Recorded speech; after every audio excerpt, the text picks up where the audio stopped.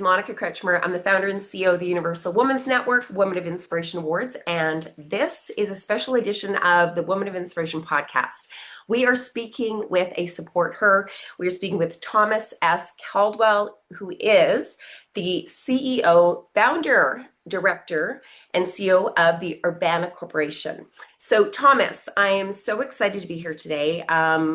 This was a behind-the-scenes interview that we decided to make front and center because it is such an important conversation. So, for all of those listeners, this is the first time that you and I have actually had a conversation face-to-face today.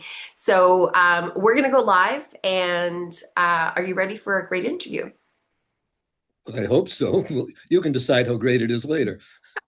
Well, I've seen some of your, I watched some of your interviews and interviews with Elizabeth, and they're fantastic. So I know you're very comfortable in front of the camera, so I have no doubt that you're going to be fantastic. So as a founder and leader of the capital markets, what role do you believe organizations like yours play in empowering women? I think the role is more inadvertent than conscious. I don't see myself as a crusader.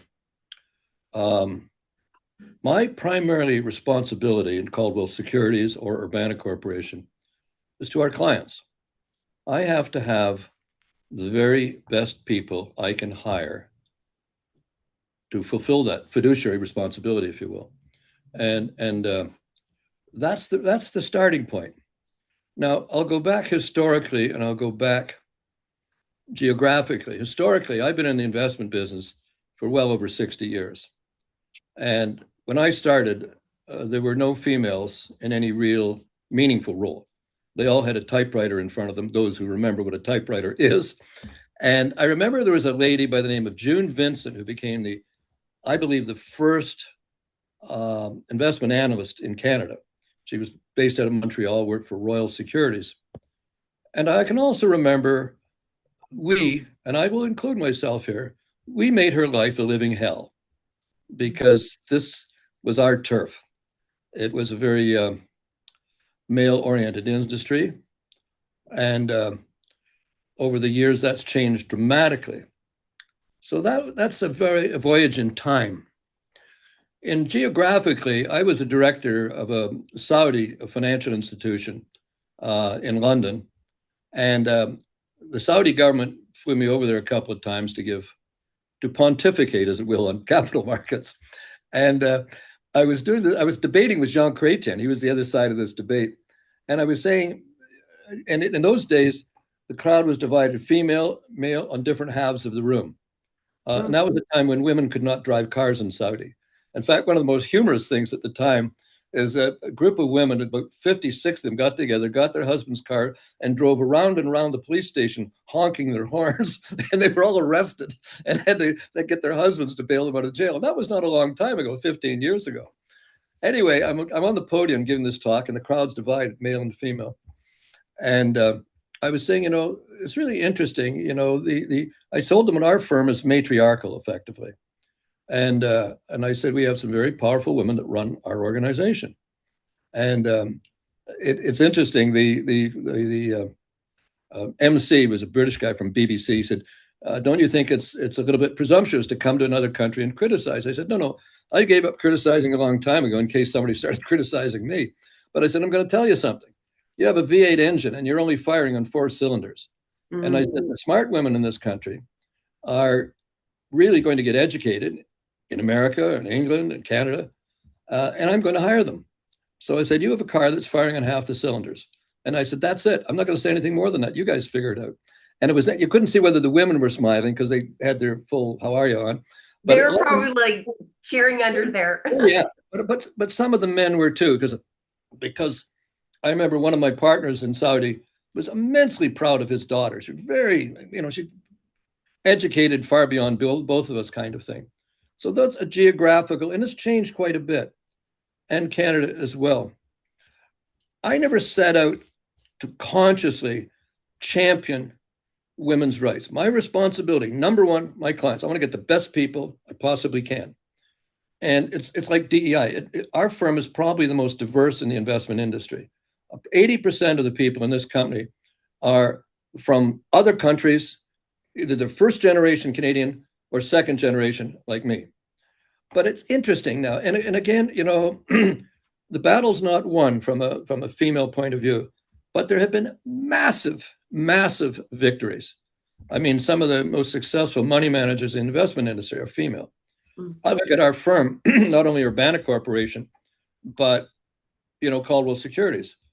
The controlling people that run, I take the bows. I get a chance to get the glory, but I have some incredibly smart, innovative, tough females. Liz is one of them. Angela Sturpey is another one. Sally Haldenby-Habba, Dora DeMano. These are incredible people. Sylvia Stinson. These are incredible people. And it's something interesting that's happening because it's a little bit of a balance going on here. Because you mentioned, you have a son. What is happening now is the women have powered ahead. I get interns every summer, and the guys are just totally disconnected. I mean, I got to start with grade 9 stuff like make eye contact, say good morning. And whereas the females of this coterie, this university, are far more connected, far more driven, because they've decided Mr. Right or more appropriately, Mr. Wrong may or may not be showing up at some point. They got to get on with their lives. So they're far more driven, far more ambitious, far more loyal. And I worry actually about the males because they are falling behind significantly now. So I never started as a crusade. You see me as a white-haired old gentleman. I'm not. I'm a thug trader who just got older. Okay. Still behind this is still the thug trader. And I'm immensely practical. I want to have people that can do the job I can depend on. I mean, Liz Namovsky, who you know, today, by the way, the subway's out in Toronto, and we have an early morning meeting. Liz, gets a drive to where the subway starts again and then has to run half the way to the office. That's commitment. No, thank you, Elizabeth. But I would rather, what somebody once said, I'd rather see a sermon than hear one any day. And it's that power of example that I'm seeing from the females in our office. I didn't set out to say, oh, you're a female, therefore I'm going to promote you. It's not going to work that way. That's not right. And that goes for nationality, it goes for creed, faith, whatever. You get the best people. And if you get the best people, it will sort itself out. At least that's been my experience. I look at Urbana Corporation. Now it's a small head office team. But again, two-thirds of that are female. And Caldwell Securities, among the top ranks, there are several women, again, ahead of me. And one of the great victories in my company, I'm so proud of, one of the largest shareholders of our company is a lady by the name of Peggy Liu, who works in the mailroom. Peggy is one of the largest shareholders of this company. I keep saying, everybody be nice to Peggy because we're all going to end up working for her at some point in time. But she just keeps investing in stock in the company kind of thing. So she takes the long view. So I don't know if that answers your problem. Again, I'm not a crusader. If you hire the best people, ethnicity, gender will all sort itself out. And we're represented in every group you could possibly imagine. We are a microcosm of Canada, if you look at this company or these companies that were involved. I didn't set out to do that in a way. It wasn't, again, go back to thug trader. I'm just interested in what's practical. It's worked. And it's worked on behalf of females massively. And if I go over the history of my career from that courageous woman, June Vincent, who put up with absolute nonsense from a bunch of thug 20-year-old traders, she had courage and she hung in. I don't know whatever happened to the woman. She's probably long gone by now. But I have a belated admiration for her. So I don't know if that covers what you want to cover. Well, there's so many things in there that I want to talk about. Number one, you talk about going to, the Middle East, and it was, only 15 years ago, and you standing in the room, but it takes someone to say something. And I think that's the biggest thing, is whether you notice it, if you're observing it, you have to say something, and not everybody takes that same position or that role. It was hard not to observe. I was driving in a car, and there was a lady on the street who was pregnant, and her burqa tightened a little bit on her hips. and she was being hit with canes by the religious police for being so alluring. So that's the world that now it's changed a lot in Saudi, I will say it, but those thought processes are just a little bit below the surface. They're still there, but women have come to the fore in Saudi. There's very powerful people in the Middle East who are female. I mean, and for example, in Qatar, the previous ruler, he abdicated, and his son now runs Qatar. Um, it was Sheikh Mohammed Al Thani, I think it was. Anyway, he was like the Pillsbury Doughboy. You know, he'd walk in crowds and he'd be waving, and everybody would be waving, and he'd be smiling, he'd be happy. But behind him was the second wife, his second wife. She was a very sharp-featured, attractive woman, but very sharp features. If you wanted anything done in Qatar, you talked to her. She ran the store. He thought he ran the store. But remember, the females in the Middle East have gone through millennia of manipulating these simpleton husbands of theirs. You know, they think they're running the joint. And I know that's geopolitical these days, but they think they're running it.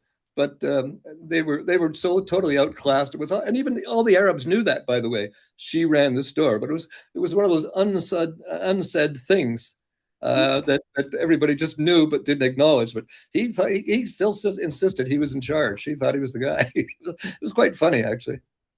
That's actually, I can visualize it in my mind right now. And I've always said that, you know, beside every strong man is a strong woman, but you've now just reframed that for me. Behind every strong man was a woman rolling her eyes. But in in Abu Dhabi, ADIA, the investment board, that's run by females, not males. And that's very interesting. That's the major investment pool over there. And you're quite involved with them right now? Not really. No, I left the board of the Saudi thing, but I still maintain friendships there, and we still keep in touch. Beautiful. Well, that is an area that is of interest to me. Like that's one place I haven't traveled yet.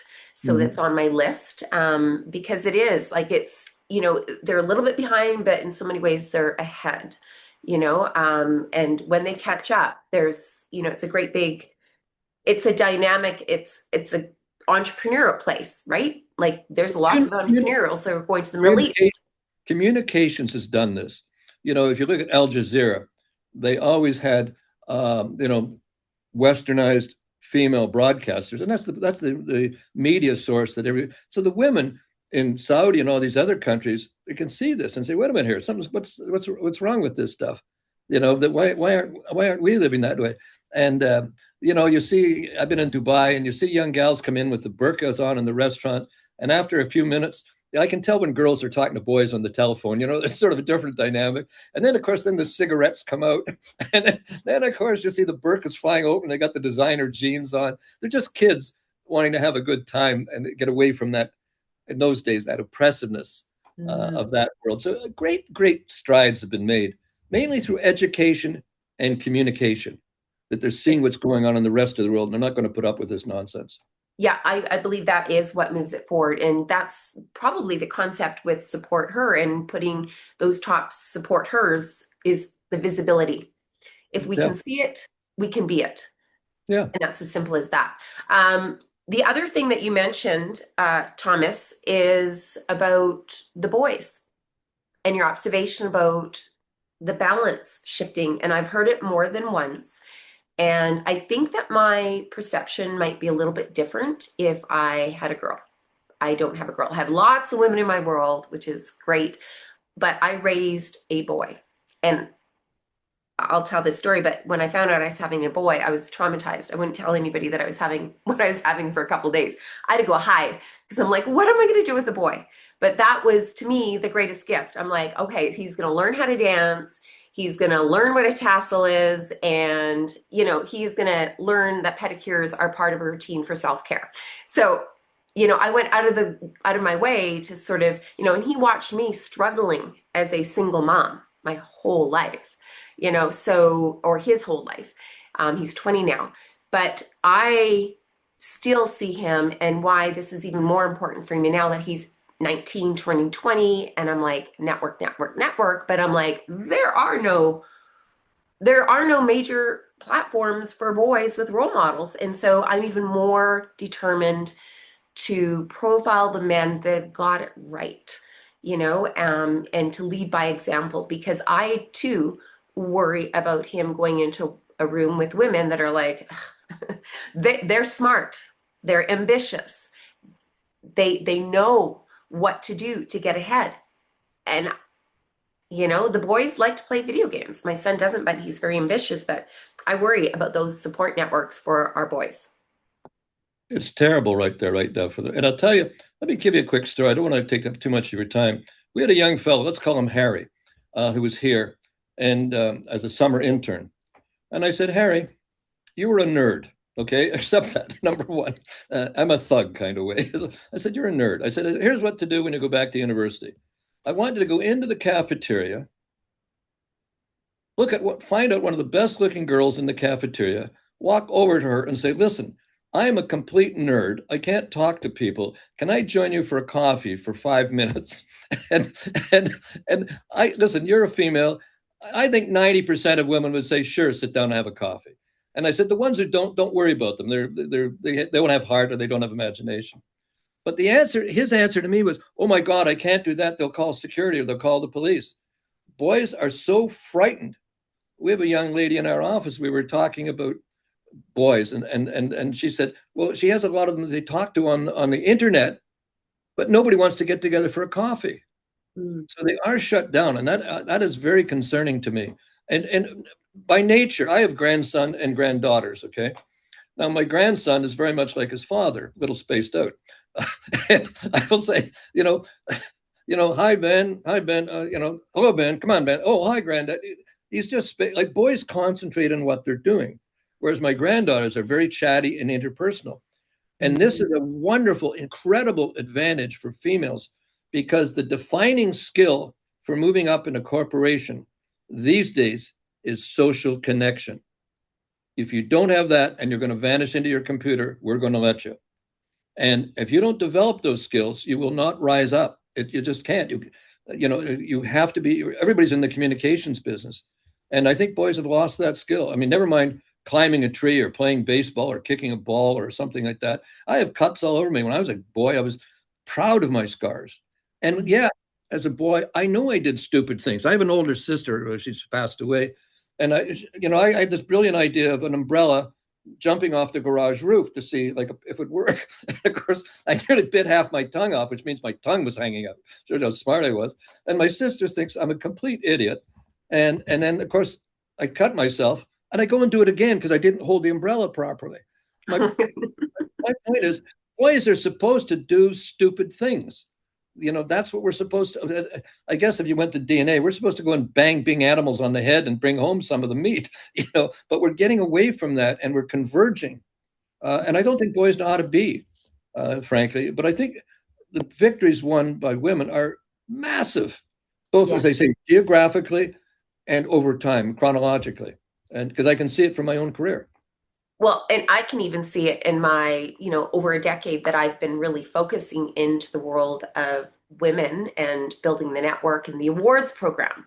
Like we celebrate the achievements of women. We've done from my first award is my lawyer to now over 1,200 women that we've celebrated, not just in Canada, but the US and across the globe.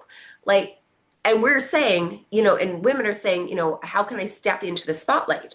And we're encouraging them to not be humble. If you don't step into the spotlight, then we can't pave the path for others. So there's repetition and consistency from all of these things that we've doing collectively to push women forward. But there hasn't been the interest of saying, men, you have value of what you bring to the table, and there's a relationship where men and women, I think there's a power in when men and women work together. In organizations like yourself that have built a culture where it's the best person for the job and you don't have those discussions because it just works. But let me ask you, present a thought to you. Okay. I think great strides have been made, and I'm not saying the war is over, but great strides have been made.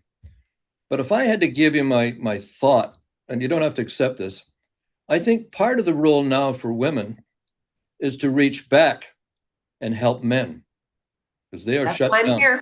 I think part of it is that's leadership. I had a young fellow from our firm come in today, and I did this book, a success dictionary. We're saying we're showing books to each other. Okay, let's hold it up a little. What is it called, A Thomas? success dictionary. I don't know The whether you can see. Success Dictionary. Yeah. Anyway, people ask me to write an inscription in there sometimes, and I try to think of something that might be helpful, but I've changed it now. I write the same thing, and it's only 2 words: others first. Mm. Others first. And that has to be male to female as well, because I think the time is now. And remember, the real role of leadership is to be an encourager, to help raise other people up. And I think there's probably a time in and around now when women have to think of others first, the male first. How can I raise them up? How can I be an encourager? How can I get them to come out of their shell? Because they're afraid to say anything. And I don't know whether it's part of the flip side of Me Too. I don't know. I don't know the reason for it. I'm just, as I say, I'm just a trader.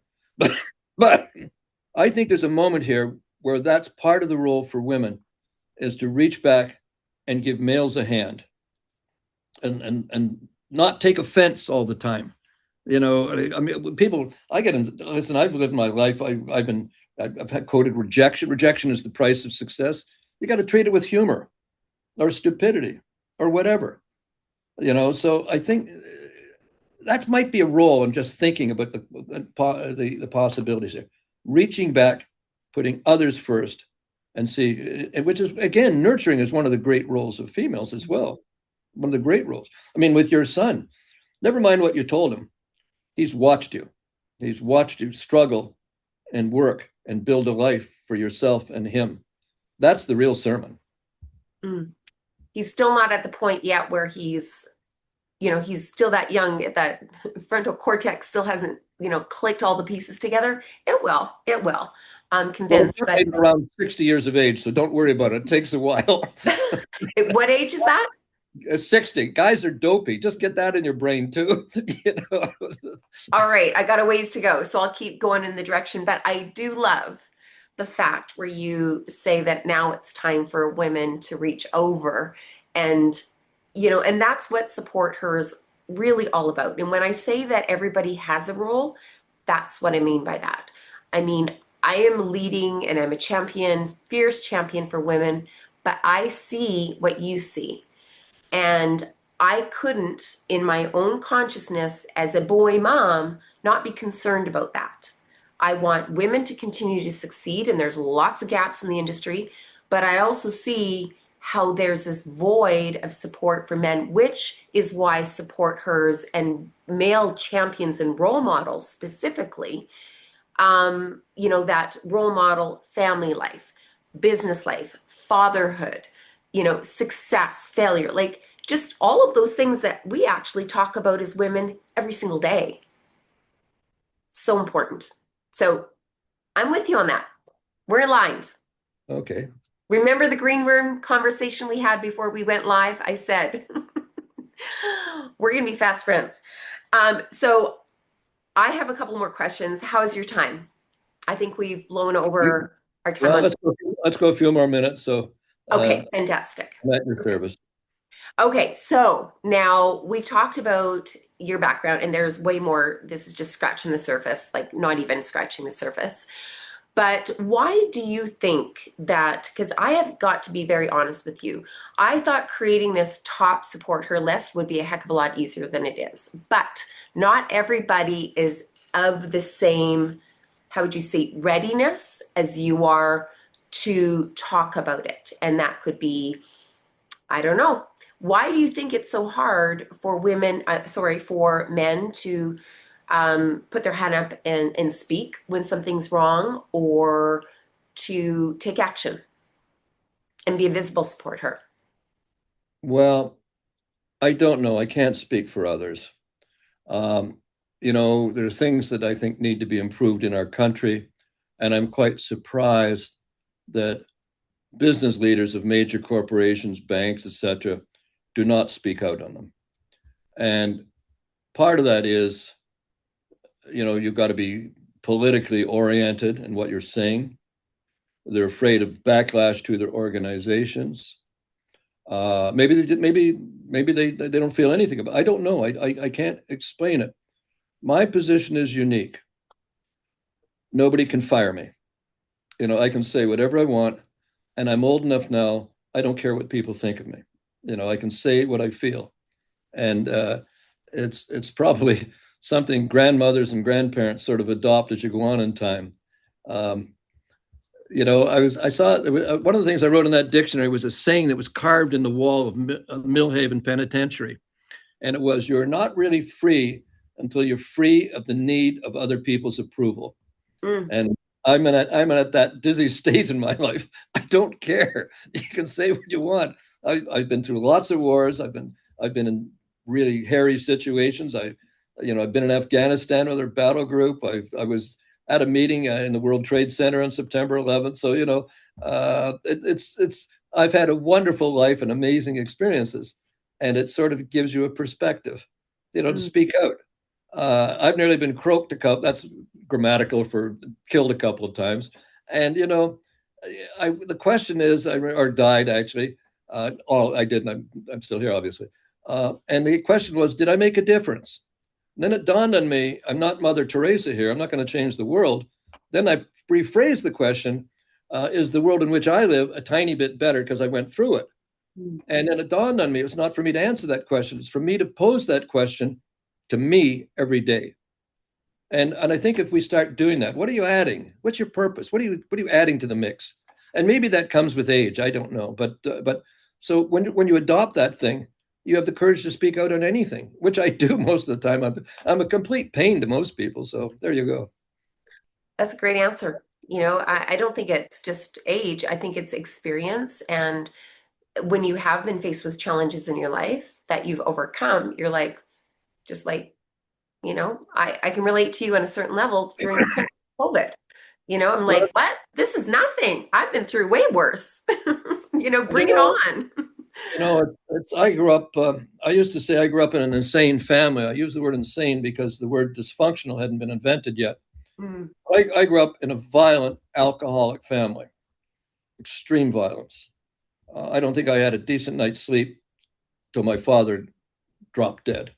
I was up since I was 6 years of age trying to protect my mother with blood hitting me on the head and stuff like that. To this day, I can't watch a movie with violence towards women. So part of it is we're also colored by our experience. And you mentioned a divorce as how hard. If there's anything worse than a divorce, it's no divorce in a dysfunctional environment such as that. It is incredible, and Mm. and it affects you. It affects how I think. It affects you, and kids grow up in that world.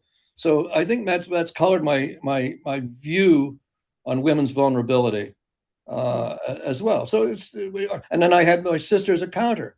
I learned I can skip double Dutch kind of thing. So when I was a little kid, she was older. I would go skipping with her friends if they were the only people around to play with.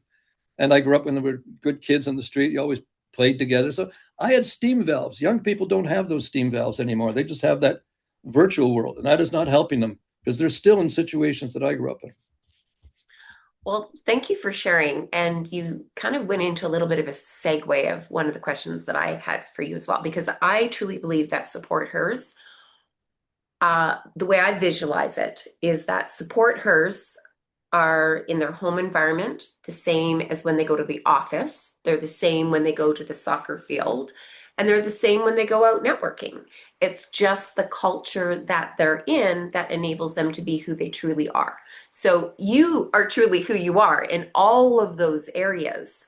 You don't take off your hat and you're a different person. You created that environment at your workplace that you created. That's part of your foundation, and then your home. And I have to, I did some research. You've been married for nearly 60 years. That is unheard The of. 60 years. Yeah. Yeah. 60. I had to do the math. It was like, 1990. It was easy because it's 2026. But um, that is something to be, that's something to be really, I mean, there's not too many people who can say they've been married that long. So what is the secret to a Well, lasting relationship?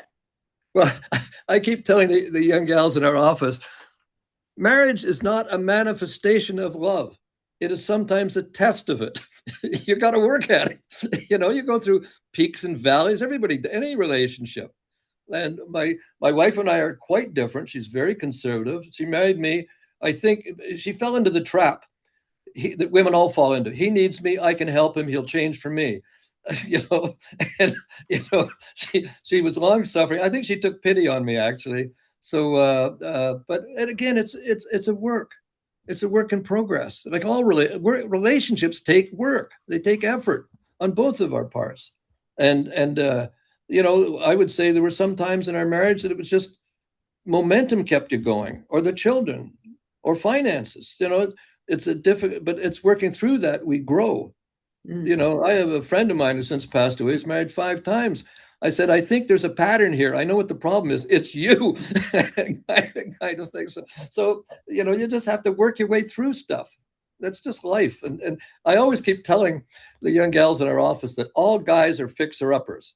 I said, but just go for paint and wallpaper, nothing structural. You gotta sort it out yourself. But love is blind. What do I know? Well, I think 60 years is something to be very proud of, and in this day and age, that's almost unheard of. So, whatever you were doing to get through those moments, that's another conversation, I'm sure, because they do really shape, the stability of what you're building. Would you say that's somewhat true? It's a growing experience at all levels. It really is a growing experience. And you have different stages you're going through. My wife is not well, and my role in our relationship has changed. There's just these different stages you go through. And so mine is in great measure caregiver now. So that's just part of the deal.